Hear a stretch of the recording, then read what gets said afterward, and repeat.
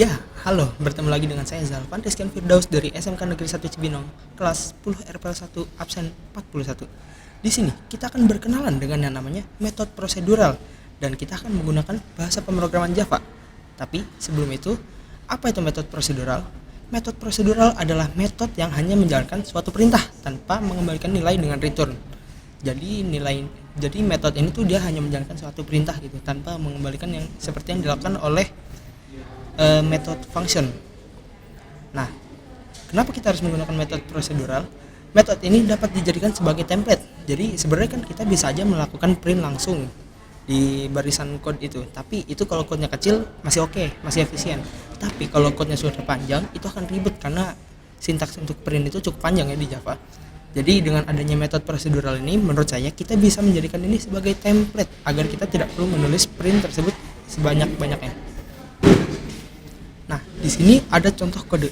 Di sini kita bisa lihat ada kelas prosedur dan di bawahnya ada metode static void bahasa, yaitu metode prosedur bahasa yang memiliki parameter bahasa, variabel bahasa.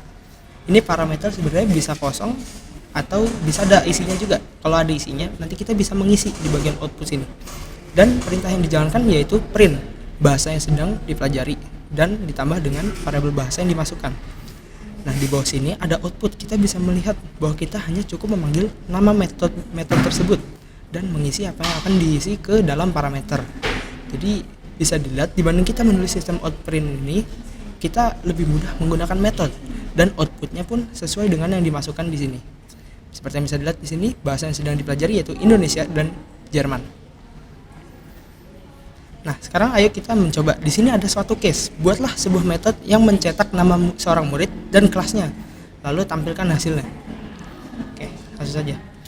Di sini kita ada ya. Nah, saya sudah sempat buat sebenarnya. Di sini ada metode nama yang memiliki parameter nama, variabel nama.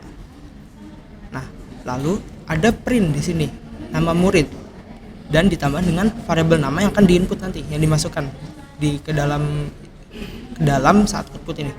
Lalu ada juga metode kelas yang memiliki parameter string kelas, akan melakukan print yaitu kelas titik 2 dan variabel kelas.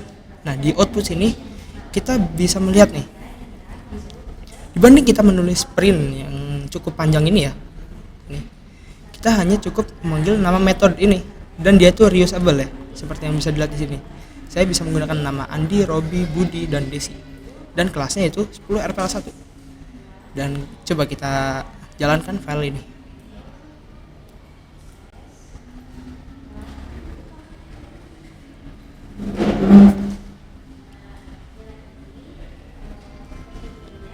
Nah, di sini kita bisa lihat nama murid Andi, nama murid Robi, nama murid Budi, dan nama murid Desi, kelas 10 RPL 1.